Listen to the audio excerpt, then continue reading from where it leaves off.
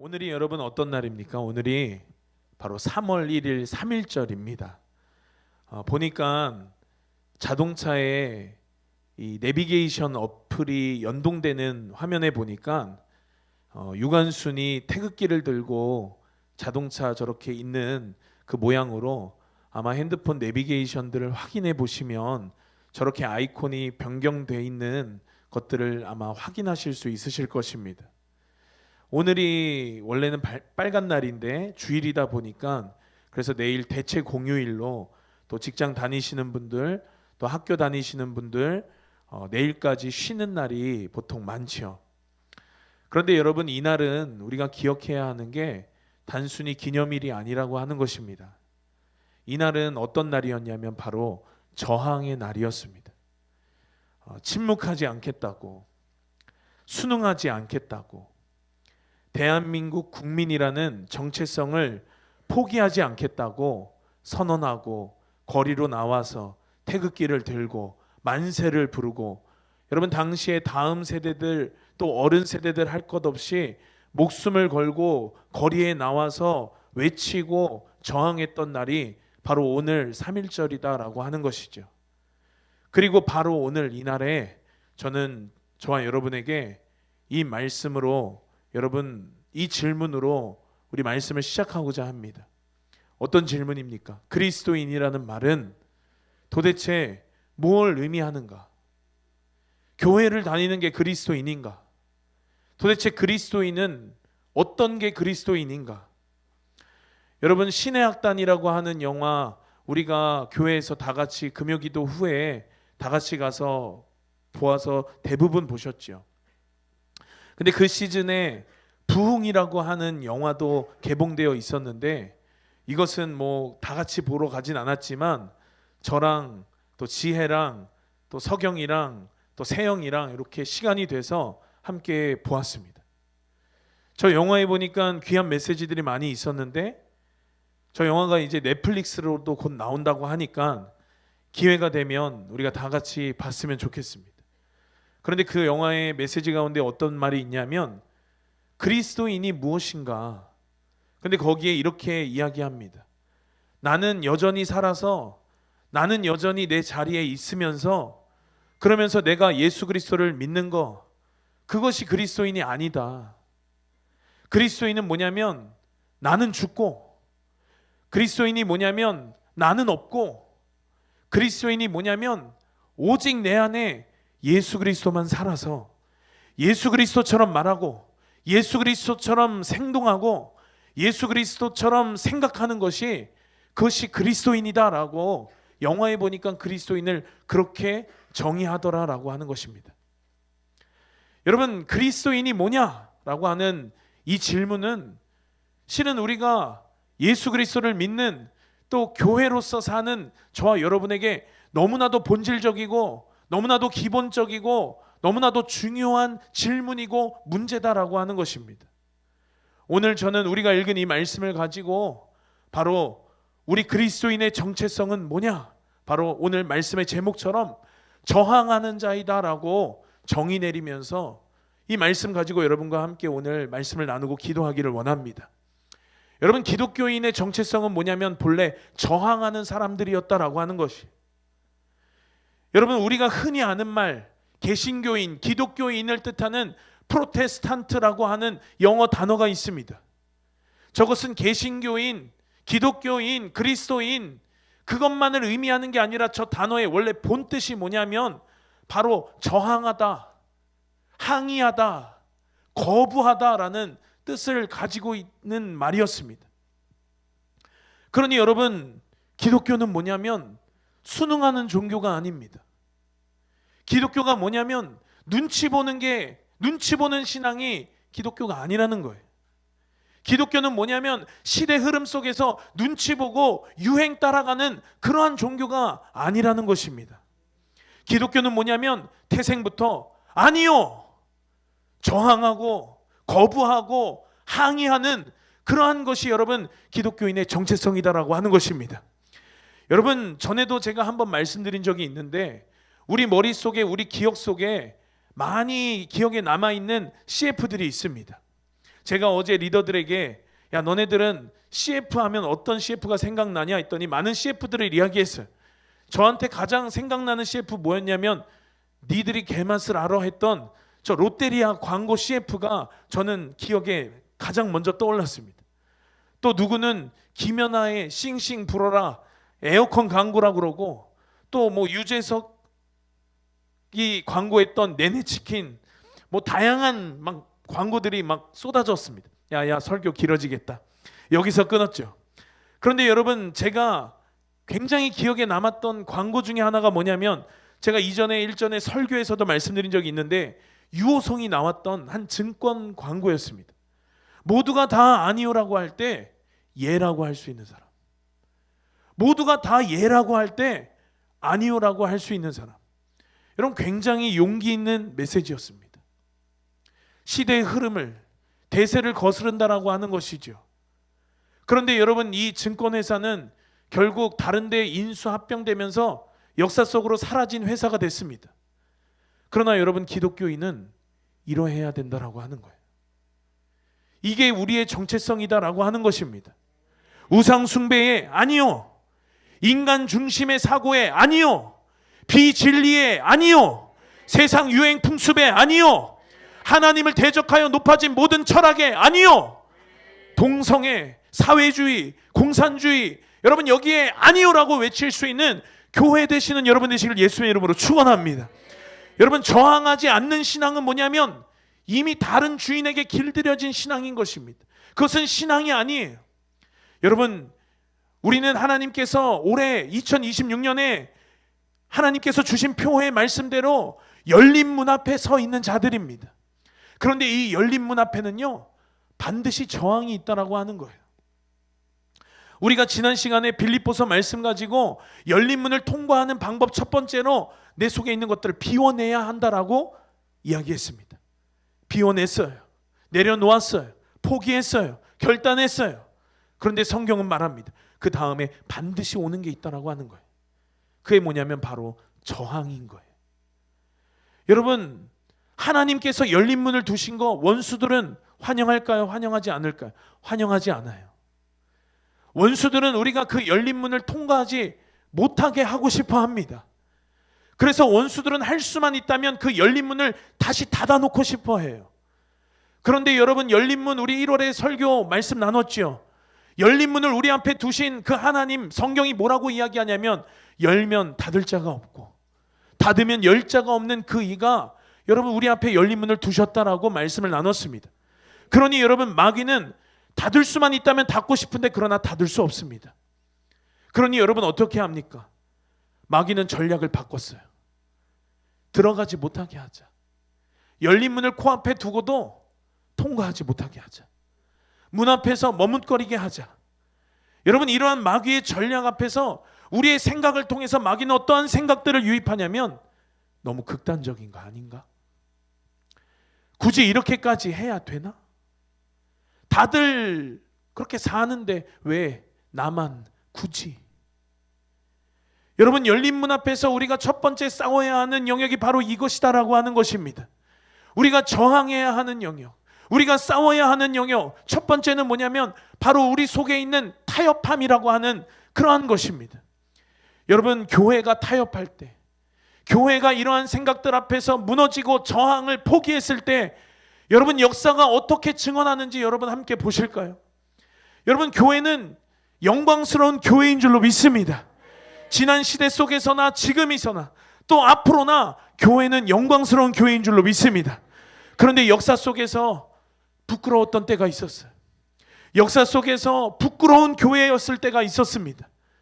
그게 언제입니까? 교회가 핍박받을 때입니까? 교회가 고난당할 때입니까? 아니요, 교회는 핍박받을 때 오히려 강했습니다. 교회는 고난당할 때 오히려 강했습니다. 교회가 가장 부끄러운 때는 언제였냐면 교회가 저항하지 않고 침묵했을 때입니다. 여러분, 지난 금요기도회 때도 나눴죠. 일제강점기 때 여러분, 대한민국의 역사 가운데 특별히 한국교회는 빛나는 저항의 역사를 가지고 있는 그러한 역사였습니다. 당시에 여러분, 우리나라 기독교 인구가 우리나라 전체 인구의 2%도 미치지 못했습니다. 1점 몇 프로. 그런데 여러분, 민족 대표 33인 우리가 국사책에서 다 배웠습니다. 그 33인 가운데 절반인 16명이 기독교인이었어요. 길선주 목사님부터 안중근, 유관순, 여러분 다 기독교인이었습니다. 그런데 이렇게 자랑스럽고 이렇게 빛나는 역사도 있지만, 그러나 동시에 신사참배라는 뼈아픈 타협의 역사도 있었다라고 하는 거예요. 하나님 앞에 범죄했던 수치스러운 지난 역사도 있었다라고 하는 거예요. 여러분, 그들은 이렇게 말했습니다. 이건 종교 행위가 아니라 국가의식, 국민의례입니다. 마음으로만 안 하면 됩니다. 예배는 지키되 잠깐 나가 고개만 숙이면 됩니다. 여러분, 이렇게 당시에 조선 예수교 장로회, 지금의 장로교단 27회 총회에서 17개 노회가 수치스러운 결의로 만장일치로 이것을 통과시켰습니다. 성명서를 냈어요. 뭐라고 냈느냐? 신사는 종교가 아니요, 기독교 교리에 위반되지 않는 본의를 이해하고 신사참배가 애국적 국가의식임을 자각하며 또 이에 신사참배에 솔선수범하고 추후히 국민 총동원에 참가하여 비상시국에서 총후 황국 신민으로서 적성을 다하기로 결의함. 9월 10일 조선 예수교 장로회 총회장 홍택기. 여러분, 장로교단뿐만 아니라 감리교단, 성공회, 구세군, 여러분 할 것 없이 대한민국의 모든 교단들, 거의 모든 교단들에서 다 일제의 압력에 여러분 굴복해서 총회에서 이러한 결의를 만장일치로 통과시키고 목사가, 성도들이 나가서 신사참배에 동참하는 그러한 일들을 겪었다라고 하는 것이죠. 이걸 거부한 교단도 있었어요. 거부한 교단 어떻게 됐습니까? 강제 해산되었습니다. 그러니 이러한 압력 속에서 여러분 다 이렇게 타협하고 넘어갔습니다. 일본 제국 앞에 여러분 스스로 머리를 조아리고 우상 숭배의 범죄함을 하나님 앞에 저지른 것이죠. 여러분 사진을 보십시오. 얼마나 처참하고 얼마나 부끄러운 사진입니까? 크고 작은 대한민국의 교단들이 다 저렇게 결정하고 동조하는데, 그럼에도 많은 신앙인들은 그것은 우상 숭배입니다. 여러분, 규정하고 거부하고 자신의 믿음을 따라, 신앙의 양심을 따라 이것에 저항했던 사람들도 있었다라고 하는 거예요. 주기철 목사님, 또 손양원 목사님, 여러분 대표적인 분들이죠. 이들은 끝까지 저항했어요. 이들은 끝까지 신사참배를 거부했습니다. 그래서 결국 어떻게 됐습니까? 감옥에 투옥되고 옥중에서 순교하시거나 고초를 겪었습니다. 너무 극단적인 거 아닌가? 굳이 이렇게까지 해야 되나? 다들 이렇게 사는데 왜 나만 굳이? 여러분, 이 목사님들에게는 이런 생각이 없었을까요? 그 상황 앞에서 이런 목사님들에게도 이러한 생각들이 분명히 있었을 거예요. 그러나 이런 생각 앞에 진리를 타협하지 않았다라고 하는 줄로 믿습니다. 진리를 향해 목숨을 거는 심정으로 이분들은 저항했던 것이, 이분들은 목소리를 외쳤던 것이, 신앙의 양심과 진리의 방향성을 따라 이분들이 사셨다라고 하는 거예요. 여러분, 기독교인의 본래 정체성은 저항하는 것이라고 했습니다. 무엇에 저항하는 것입니까? 비진리에 저항하는 것이, 마귀에 저항하는 것이에요. 그러나 여러분, 동시에 진리에는 목숨을 거는 것인 줄로 믿습니다. 그런데 여러분, 우리는 어떻습니까? 우리는 반대로 해요. 마귀에겐 순응하고, 여러분 비진리는 받아들이고 진리를 오히려 저항합니다. 오늘 말씀, 여러분 어떤 말씀 읽었습니까? 야고보서 4장 7절 말씀 띄워봐 주시면 하나님 뭐라고 말씀하냐면, 너희는 하나님께 순복할지어다라고 이야기해요. 그러면서 마귀는 대적하라고 이야기합니다. 그런데 여러분, 우리는 어떻습니까? 하나님을 대적하죠. 그리고 마귀가, 원수들이 빛의 얼굴을 하고 우리에게 오니까 미혹돼서 우리는 비진리가 진리인 줄 알고 그런 원수들의 미혹에 여러분 우리는 속고 마는 것입니다. 그러나 여러분, 당시에 깨어 계셨던 주기철 목사님이나 손영원 목사님 같은 분들, 여러분 일제에 저항하는 그러한 신앙의 자유, 신앙의 양심을 가지고 여러분 그 유명한 일사각오라는 설교를 했어요. 그런데 여러분, 일본이 이 일사각오라고 하는 설교를 트집 잡아서 식민지 정책에 대한 정면 도전으로 보고 잔인한 고문을 하고 감옥에 투옥을 시켰습니다. 그런데 여러분, 일제야 그렇다 치죠. 그런데 교단에서는 주기철 목사님 목사 면직, 그리고 권고 사직, 여러분 이러한 처분을 하고는 그를 배신자다, 배반자다, 그러면서 그 목사 직위까지도 교단에서 빼앗는 그러한 일들이 있었다라고 하는 것이죠.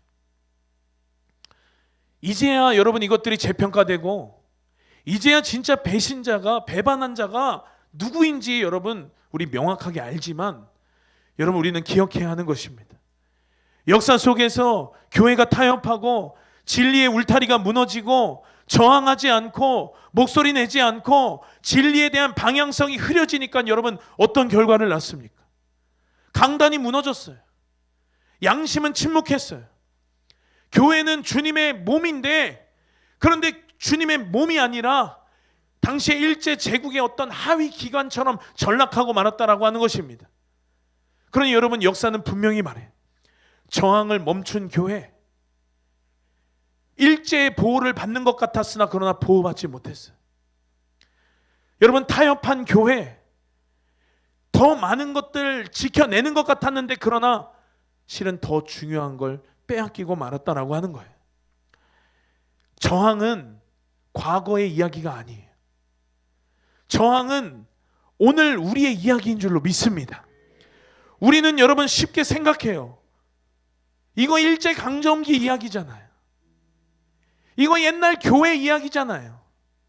옛날 역사 이야기잖아요. 그런데 여러분, 역사는 계속 반복되는 거예요. 형태만 바뀔 뿐, 단어만 바뀔 뿐, 여러분 역사는 계속 돌고 도는 것입니다. 여러분, 몇 년 전에 코로나 기억하시죠? 세상은 문을 열어놓고 마트도, 스타필드도, 백화점도 다 문을 열어놓고 영업했어요. 그런데 교회는 스스로 예배당 문을 걸어 잠궜습니다. 누가 칼을 들고 와서 문 닫으라고 한 것도 아니에요. 누가 우리 목에 칼을 들고 예배 드리지 말라고 강요한 것도 아니에요. 그런데 교회가 스스로 선택했어요. 아, 이웃사랑을 위해서입니다. 아, 온라인 예배도 예배입니다. 온라인 예배야말로 예배 혁명입니다. 여러분, 이게 저항하는 자입니까? 여러분, 이게 프로테스탄트입니까? 여러분, 이게 그리스도인입니까? 세상이 다 이해할 때 아니요라고 부끄럽지 않게, 우리가 지난 1월인가 주일날 말씀 들었던 그 황제의 도시 속 커밍아웃, 담임 목사님을 통해 말씀 들었잖아요. 동성애자들도 20년 전부터 나는 동성애자입니다라고 커밍아웃 하는데, 왜 우리는 진짜를 가지고도, 왜 우리는 진리를 가지고도 그 진리를 부끄러워하면서 세상을 향해 외치지 못하고 벙어리처럼 눈치나 보고 기어 들어갔냐라고 하는 것이죠. 지금 이 시대에 여러분, 교회는 무엇에 저항해야 합니까? 사랑하는 성도 여러분, 지금 이 시대는 중립을 허용하지 않습니다. 영적인 세계는 중간지대가 없고 회색지대가 없습니다.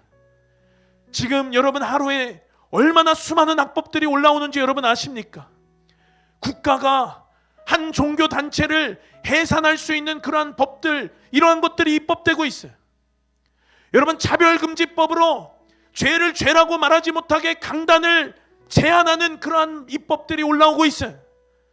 동성애를 권리라고 하고 여러분, 창조 질서는 금기하는 그러한 흐름들이 여러분 만들어지고 있어요. 반복음, 반이스라엘, 반진리에 속한 모든 세계관들이 여러분 이 세상 가운데 목소리가 내지고 있어요. 이 모든 것 앞에서 여러분 교회가 입 다물고 있으면 어떻게 되는 것입니까? 교회가 저항하지 않으면 여러분 어떻게 되는 것이에요? 하나님이 이 시대를 살고 있는 교회된 저와 여러분에게 이야기하는 한 가지 태도는 뭐냐면 너는 비진리에 저항하라라고 하는 것이에요. 오늘 말씀대로라면 너는 마귀를 대적하라라고 하는 것이에요. 그런데 우리는 생각하죠. 저항하면 다 잃어버릴 것 같아. 저항하면은 내가 그동안 쌓아온 것들이 다 도둑질 것 같아. 그러나 여러분, 타협해서 지킬 것 같으면, 여러분 지킬 것 같은데 타협한다고 지켜지지 않아요. 타협하면 더 중요한 거 잃어버리는 거예요. 타협하면 내가 잠깐 지켜지는 것 같은데 그러나 더 중요한 거 잃어버리는 거더라고요. 제가 직접 경험했습니다. 제가 다녔던 학교, 여러분 신학대학교였어요. 제가 그 학교를 7년을 다녔습니다. 그런데 여러분 학교가 처음엔 어땠는데 그 7년의 시간 동안 이 학교가 어떻게 변해가는지를 여러분 저는 학교를 다니면서 정확하게 본 사람이에요. 제가 입학하고요, 우리 학교의 축제는 뭐였냐면 예수전도단과 함께 야외에서 찬양 예배를 드리는 것이었습니다. 당시에 유명했던 시청에서 청소년들과 함께 예배했던 라이즈업 코리아 팀과 함께 예배하는 게 저희 학교의 축제였어요. 스캇 브레너 목사님을 모셔서 우리가 함께 찬양하고 기도하고 예배하는 게 우리 학교의 축제였습니다. 밤에는 기도탑에서 이런저런 학생들의 기도 소리가 울리는 것이 이 학교의 BGM이었어요. 기도실에서, 누구는 기도탑에서, 누구는 그 학교 뒷산 성주산 곳곳에 있는 산기도 처소에서 부르짖어 기도하는 그 기도 소리가 이 학교의 배경음악이었어요. 그러던 학교가 일반 학과를 늘리기를 시작했어요. 그러면서 학교의 거룩의 농도가 흐려지기 시작했습니다. 학교의 진리의 방향성이 흐려지기를 시작했어요. 학과를 늘리고 학생을 많이 받으면 학교의 재정적인 운영은 이전보다 훨씬 수월하겠죠. 교직원들, 교수님들 월급도 더 많이 줄 수 있겠죠. 그러나 학교의 정체성은 몰락하고 있었어요. 여러분 학기 중에 열리는 부흥회, 거기서 많은 학생들이 은혜를 사모하고 하나님을 경험하고 방언받지 못한 학생들 방언을 받고 함께 뜨겁게 기도하는 그러한 시간이었습니다. 그런데 여러분 어떤 일이 일어났는 줄 아세요? 그 부흥회 방언으로 기도하는 걸 보고 교회를 다니지 않는 비신자 학생들이 여러분 학교에 민원을 넣고 방언 기도하는 게 무섭다, 방언 기도하는 게 혐오스럽다, 휴학을 하고 심지어는 자퇴하는 학생들도 등장하기 시작했어요. 의무적으로 왜 예배 참여해야 되냐면서 국가인권위에 고발하는 그런 일들이, 신고를 넣는 사람들이 생기기를 시작했어요. 기도탑에서, 산에서, 곳곳의 기도실에서 울리는 그 기도 소리가 혐오스럽다고 민원을 넣고 신고하고 하는 학생들이 생기기를 시작했습니다. 여기서 학교는 선택해야 됐어요. 그런데 학교는 야, 이제 너네 채플에서 방언 기도하지 말아라, 방언 금지령을 내렸어요. 기도실들을 자물쇠로 걸어 잠궜어요. 여러분 입학할 때 형식적으로만 받았던 교회 다니는 증명서 이제는 서류 항목에서 완전히 빼버렸어요. 축제 때 예배 소리는 사라졌어요. 연예인들이 와서 세상 가요 부르고 세상 노래들로 학교는 물들었어요. 이제는 점심시간이면 학교 방송국에서 찬양을 틀어줬던 그 선지동산이 세상 노래, 세상 가요만 나오는 일반 학교와 같은 그러한 BGM이, 그러한 배경음악이 그렇게 자리 잡았다라고 하는 거예요. 잃어버렸어요. 다시 되찾을 수 없어요. 이것은 7년 동안 제가 경험한 한 학교의 어쩌면 역사라고 할 수 있으나, 그러나 우리의 인생도 이와 같다라고 하는 거예요. 그러니 여러분, 열린 문을 통과하기 오늘 두 번째 시간, 그 열린 문의 문지방을 넘어가는 오늘의 두 번째 방법은 뭐냐면 진리에 목숨 걸고 모든 비진리에 저항하라라고 하는 줄로 믿습니다. 따라하시겠습니다. 진리에 목숨 걸고 비진리에 저항하자. 저항하지 않으면 여러분 우리가 지난달 비워낸 그 자리는 다시 점령당하는 거예요. 예수님이 분명 말씀하셨어요. 더러운 귀신이 나갔다가 집이 비어있는 걸 보고 더 악한 귀신 데리고 들어간다는 거예요. 비워내는 걸로 끝난 적이 없어요. 지켜내지 않으면, 하나님으로 채우지 않으면 이전보다 더 잔인하게 무너지는 것입니다. 그래서 성경은 오늘 이야기하는 거예요. 너희는 하나님께 순복할지어다. 그리고 마귀를 대적하라. 여기에는 선택지가 없어요. 여기에는 중립이 없어요. 여기에는 회색지대가 없습니다. 저항하지 않으면, 대적하지 않으면 여러분 이미 항복한 거예요. 예수님도 저항했어요. 예수님도 비워내셨잖아요. 빌립보서 말씀 우리 지난달 봤잖아요. 그리고 예수님이 곧바로 광야로 가셨거든요. 거기서 여러분 마귀에게 시험을 받았지요. 돌을 떡으로 만들어라. 성전 꼭대기에서 뛰어내려봐라. 나에게 절을 하면 이 세상을 다 주겠다. 마귀의 유혹이 있었어요. 생존의 유혹, 또 인정욕, 또 권력욕. 여러분 이거 한마디로 하면 이거 아닙니까? 하나님 뜻보다 쉬운 길이 여기 있다. 지금 편하게 넓은 길을 가라. 그런데 여러분 예수님은요 마귀를 대적했어요. 말씀으로 물리치셨습니다. 예수님 거절했어요. 예수님 거부했어요. 예수님 저항했습니다. 왜 거절했습니까? 왜 저항했습니까? 그게 진리가 아니니까. 그 길이 아버지의 뜻이 아니니까. 예수님은 세상의 방식에 저항했고 죄의 요구에 저항했고 사단의 논리들 모든 원수의 비진리의 것들에 저항한 줄로 믿습니다. 여러분 3.1절날 우리 처음 그 만세하는 사진들 띄워봐 주시면 그리스도인들이 여러분 왜 저항했어요? 단지 애국심 때문만이었습니까? 단지 민족주의 때문만이었습니까? 아니요, 그들은 신앙 때문이었어요. 황제가 신이라는 우상 숭배 사상에 그들은 저항했어요. 내게 하나님 외에 다른 주인은 없다고, 우리의 신앙 양심을 빼앗길 수 없다고, 우리의 예배 절대로 빼앗길 수 없다고 그들은 저항했고, 그들은 목소리 냈고, 그래서 잡혀갔고, 그래서 고문당했고, 그래서 감옥에 갔고, 그래서 죽임을 당했어요. 여러분 3.1 운동이 얼마 지나지 않은 4월 15일 우리랑 가까운 저 화성의 제암리교회, 또 고주리교회 예배드리려고 많은 사람들이 교회 안에 모인 걸 보고 밖에서 문을 걸어 잠그고 못을 박았습니다.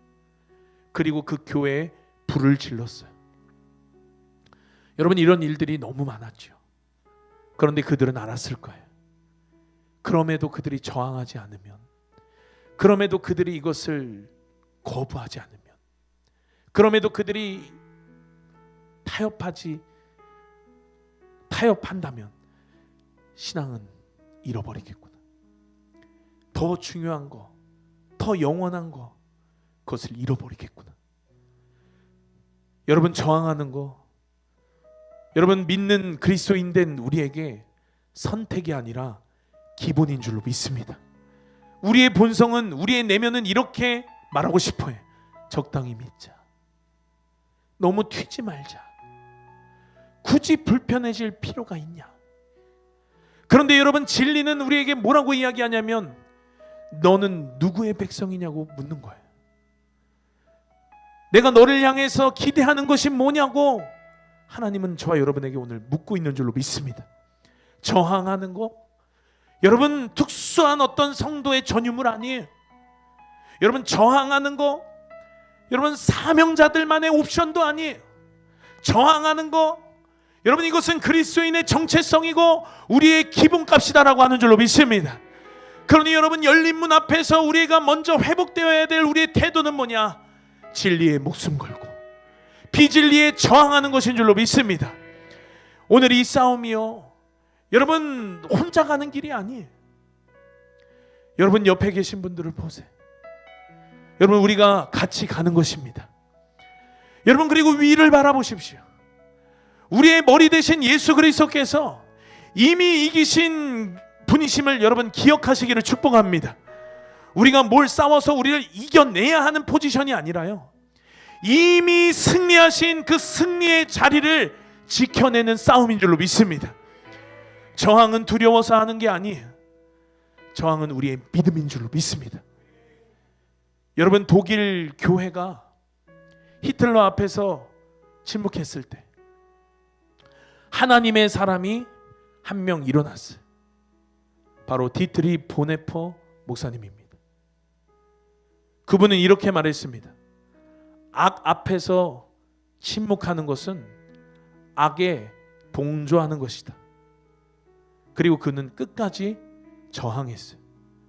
강단에서, 신학교에서, 그의 삶의 모든 자리에서, 그리고 교수형으로 순교에 처하게 됩니다. 형이 집행되기 전에 그가 이런 말을 했어요.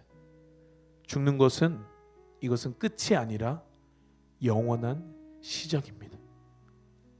여러분, 보네퍼 목사님이 왜 죽었습니까? 싸움을 좋아해서? 정치가 하고 싶어서? 아니요, 그는 그리스도인이어서 순교한 것이에요. 영광스러운 마지막 때, 마지막 시대를 살고 있는 교회된 저와 여러분에게 하나님이 바라시는 건 뭐냐면 진리에 목숨 걸고 비진리에 저항하는 일인 줄로 믿습니다. 저항 없는 신앙은 열린 문을 통과할 수 없어요. 예수님부터 성경에 나오는 많은 하나님의 사람들은 다 이렇게 열린 문들을 통과했다는 사실을 기억하시기를 축복합니다. 사랑하는 여러분, 3.1절에 외쳤던 외침은 끝나지 않았어요. 대한독립 만세를 외쳤던 그들 외쳤던 그 말 이전에 그 가운데 많은 그리스도인들은 그 마음 가운데 이렇게 외쳤을 거예요. 이 나라에 하나님 외에 다른 주인은 없습니다. 이 도시에 하나님 외에 다른 주인은 없습니다. 우리 가정에도 하나님 외에 다른 주인은 없습니다. 내 인생에 하나님 외에 다른 주인은 없습니다. 진리는 절대로 타협하지 않는다. 교회는 절대로 침묵하지 않는다. 성도는 저항한다. 여러분, 디트리 보네퍼 목사님에게 사랑하는 약혼자가 있었어요. 적당히 타협하고 적당히 눈 감고 약혼자랑 결혼하고 그냥 그렇게 남들처럼 평범하게 살 수도 있었을 텐데 저항하고 목소리 내고 감옥에 투옥되고, 여러분, 그 약혼자와 1년 반 동안 감옥에서 편지를 주고받았어요. 그러다가 형무소에서 교도소로 이감이 되면서 그 편지가 끊겼다가 또 제3자를 통해서 편지가 몇 번 전달됐다가 그러다가 강제 수용소로 또다시 옮겨지면서 옮겨진 지 2달 뒤 4월에 어느 날 39살 젊은 나이에 교수형으로 순교를 당하죠. 감옥에서 투옥되는 동안 약혼자와 주고받았던 편지의 내용을 기반으로 여러분, 이 찬양이 만들어졌습니다. 주 선한 능력으로 안으시네, 그 크신 팔로 날 붙드시네, 절망 속에도 흔들리지 않고 사랑하는 주 얼굴 구하리. 2절, 이전의 괴로움 날 애워싸고 고난의 길을 걷는다 해도 주님께 모두 맡긴 우리 영혼 끝내 승리의 날을 맞으리. 주님이 마신 고난의 쓴 잔을 우리도 감사하며 받으리. 주님의 남은 고난 채워가며 예수와 복음 위에 살리라. 선한 능력으로 일어서리. 주만 의지하리 믿음으로. 우리 고대한에 주님 모실 그날 영광의 새날을, 승리의 새날을 맞이하리. 여러분, 진리에 목숨을 거는 저와 여러분 되시기를 축원합니다. 모든 비진리에 저항하는 저와 여러분 되시기를 예수님의 이름으로 축복합니다. 우리 함께 이 마음 가지고 함께 찬양하겠습니다.